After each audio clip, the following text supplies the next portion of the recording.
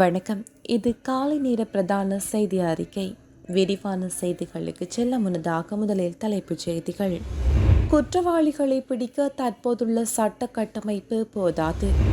சீனா கேமி சூறாவளியில் சிக்குண்டு 50 பேர் பலி. தீவிரமாக பரவும் குரங்கு காய்ச்சல், சில நாடுகளில் அவசர நிலை அறிவிப்பு. 6 மாவட்டங்களுக்கு மண் சரிவு எச்சரிக்கை நீடிப்பு. 4 பேருந்துகள் தீக்கிரை, வெண்ணப்புவ பகுதியில் சம்பவம். மன்னார் பட்டதாரி யுவதி மரணம், வைத்தியர் ஒருவரும் பணியிடை நீக்கம். பூமியை மிக வேகமாக நெருங்கும் சிறுகோள், நாசாவின் அதிர்ச்சி தகவல்.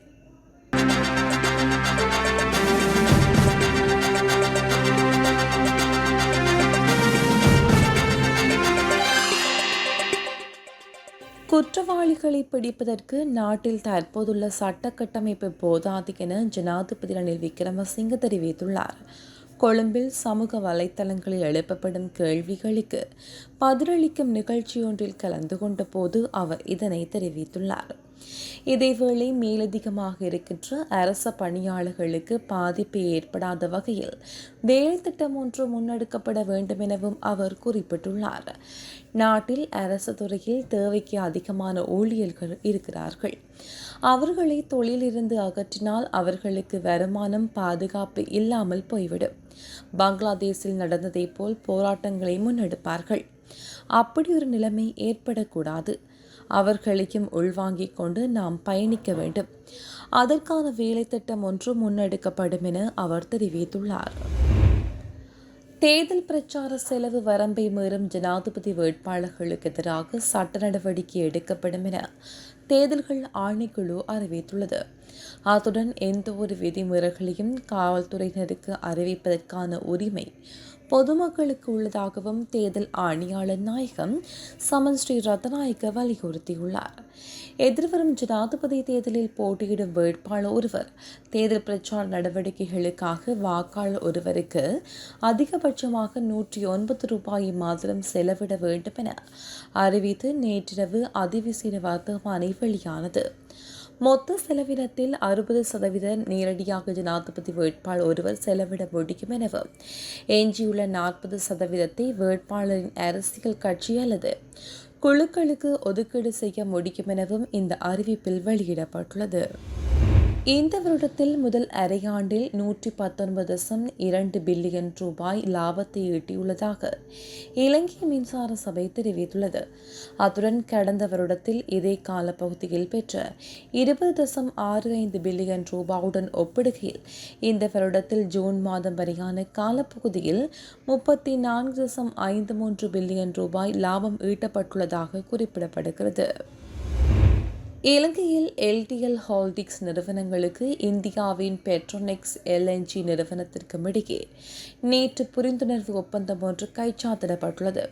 கரவலப்பட்டிய செபாதனவி மின் உற்பத்தி நிலையத்துக்கான இயற்கை திரவ எரிவாயுவை சேமிப்பதற்கான உட்கட்டமைப்பு வசதிகளை மேம்படுத்தல், எரிவாயு மீள உருவாக்கம் மற்றும் விநியோகித்தல் தொடர்பில் இந்த ஒப்பந்தம் கைச்சாத்திடப்பட்டுள்ளது.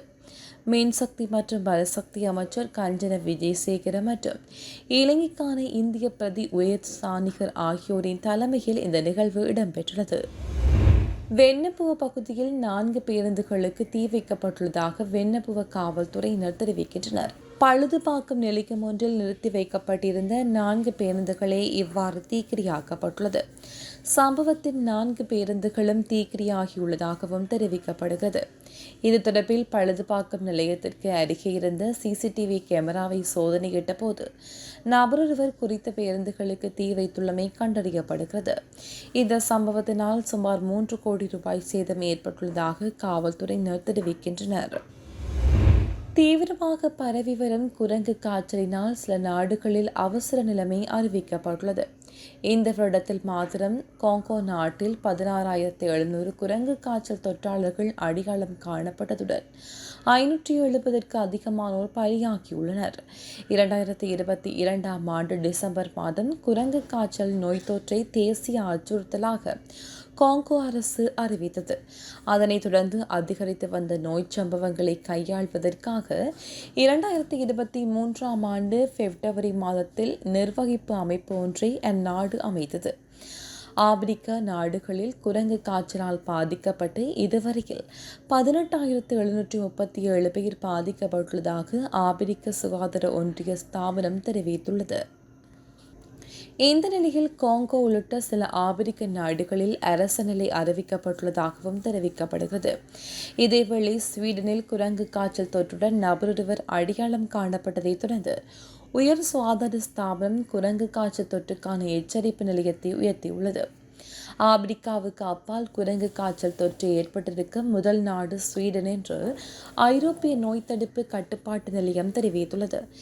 இந்த நிலையில் ஸ்வீடனும் தொடர்ந்து அவசர நிலைமை அறிவிப்பதற்கு அந்த நாட்டு அரசாங்கம் தீர்மானித்துள்ள நிலையில் இன்னும் உறுதி செய்யப்படவில்லை எனவும் அந்த நாட்டு ஊடகம் தெரிவித்துள்ளது. இதேவேளை குரங்கு காய்ச்சலுடன் பாகிஸ்தானிலும் நபரொருவர் அடையாளம் காணப்பட்டுள்ளதாகவும் உறுதிப்படுத்தப்பட்டுள்ளது. இந்த நிலையில் சீனா அடுத்த 6 மாதங்களுக்கு நாட்டுக்கு நுழையும் பயணிகளுக்கு குறித்த அவதானம் செலுத்தியுள்ளதாகவும் தெரிவித்துள்ளது. ஆப்பிரிக்காவில் குரங்கு காய்ச்சலால் பாதிக்கப்பட்டுள்ள பகுதிகளுக்கு தடுப்பூசிகளை வழங்குவதற்கு $500 மில்லியன் வரை ஒதுக்கப்பட்டுள்ளதாகவும் உலக சுகாதார ஸ்தாபனம் தெரிவித்துள்ளது. இம்முறை ஜனாதிபதி தேர்தலுக்கான வாக்குச்சீட்டு 29 அங்குலம் நீளமானது என தேர்தல் ஆணைக்குழுவின் தலைவர் RML ரத்நாயக்க தெரிவித்துள்ளார். தேர்தல் ஆணைக்குழு அலுவலகத்தில் நேற்று நடைபெற்ற செய்தியாளர் மாநாட்டில் கலந்து கொண்ட போதே அவர் இதனை தெரிவித்துள்ளார். அத்துடன் தற்போது வாக்குச்சீட்டுகளை அச்சிடும் பணிகள் அரசு அச்சகத்தின் பாதுகாப்புடன் இடம்பெற்று வருவதாகவும் அரசு அலுவலகங்களுக்கு அஞ்சல் வாக்குச்சீட்டுகளின் விநியோகம் எதிர்வரும் 26ஆம் தேதி ஆரம்பிக்கப்படும் எனவும் அவர் மேலும் தெரிவித்துள்ளார். அதே நேரம் வாக்காளர் அட்டைகளில் அச்சிடல் பணிகள் இடம்பெற்று வருவதுடன் அடுத்த மாதம் முதல் வாரத்திலிருந்து வாக்காளர் அட்டைகள் விநியோகிக்கும் நடவடிக்கைகள் ஆரம்பிக்கப்படும் எனவும் தேர்தல் ஆணைக்குழுவின் தலைவர் இதன்போது தெரிவித்துள்ளார். ஸ்ரீலங்கா முஸ்லிம் காங்கிரசின் அரசியல் உயர்பீட உறுப்புரிமையிலிருந்து பிரதி தலைவர் பதவியிலிருந்தும் நாடாளுமன்ற உறுப்பினர் HMM ஹாரிஸ் நியமிக்கப்பட்டுள்ளார். எதிர்க்கட்சித் தலைவர் சஜித் பிரேமதாசவை ஜனாதிபதி தேர்தலில் வெற்றி பெற ஆதரித்து பிரச்சாரம் செய்ய கட்சி மேற்கொண்ட தீர்மானத்திற்கு அமைய செயற்பட தவறியமைக்காக இந்த நடவடிக்கை எடுக்கப்பட்டுள்ளதாக ஸ்ரீலங்கா முஸ்லிம் காங்கிரஸ் தெரிவித்துள்ளது. இதற்கான கடிதம் ஸ்ரீலங்கா முஸ்லிம் காங்கிரஸால் நாடாளுமன்ற உறுப்பினர் HM ஹாரிஸுக்கு அனுப்பி வைக்கப்பட்டுள்ளதாகவும் அக்கட்சி தெரிவித்துள்ளது. சீனாவில் ஏற்பட்டுள்ள கேமி சூறாவளியால் பாதிக்கப்பட்டு 50 பேர் உயிரிழந்துடன் 15 பேர் காணாமல் போயுள்ளனர். சீனா குவான் மாகாணத்தில் கேமி சூறாவளி ஏற்பட்டுள்ளது. இதில் 1700க்கு அதிகமான வீடுகள் சேதமடைந்ததுடன் 2500க்கு மேற்பட்ட மக்கள் பாதிக்கப்பட்டுள்ளதாக வெளிநாட்டு ஊடகங்கள் தெரிவித்துள்ளன. அத்துடன் குறித்த பகுதியில் தொடர்ந்து மழை அதிகரித்துள்ளதால் 23,500க்கு அதிகமானோர் பாதுகாப்பான இடங்களுக்கு அனுப்பி வைக்கப்பட்டுள்ளதாகவும் தெரிவிக்கப்படுகிறது. 6 மாவட்டங்களுக்கு தொடர்ந்து மண் சரிவு அபாய எச்சரிக்கை விடுக்கப்பட்டுள்ளதாக தேசிய கட்டட ஆராய்ச்சி நிறுவனம் தெரிவித்துள்ளது. இதன்படி நுவரெலியா, காலி மற்றும் கொழும்பு ஆகிய மாவட்டங்களின் சில பகுதிகளுக்கு மண் சரிவு அபாயம் தொடர்பான 1ஆம் நிலை மண் சரிவு எச்சரிக்கை விடுக்கப்பட்டுள்ளது. அதே நேரம் கேகாலை, ரத்தினபுரி மற்றும் களுத்துறை ஆகிய மாவட்டங்களின் சில பகுதிகளுக்கு மண் சரிவு அபாயம் தொடர்பான 2ஆம் நிலை எச்சரிக்கையும் விடுக்கப்பட்டதாக தேசிய கட்டட ஆராய்ச்சி நிறுவனம் தெரிவித்துள்ளது. 620 அடி உயரமான ஒரு சிறுகோள் பூமிக்கு மிக அருகில் வரவுள்ளது என்று அதிர்ச்சி தகவலை நாசா வெளியிட்டுள்ளது. விண்வெளியில் இருந்து பூமிக்கு ஏற்படும் ஆபத்துகள் தொடர்பிலான ஆய்வுகளை அமெரிக்காவின் விண்வெளி ஆராய்ச்சி நிறுவனமான நாசா தொடர்ந்து முன்னெடுத்து வருகிறது. விண்ணில் எண்ணிலடங்காத பாறைகள் சுற்றி வருகின்றன. இந்த நிலையில் பூமியிலிருந்து சுமார் 28,50,000 மைல்கள் தொலைவில் இந்த சிறுகோள் கடக்கும் என்றும் எதிர்பார்க்கப்படுகிறது.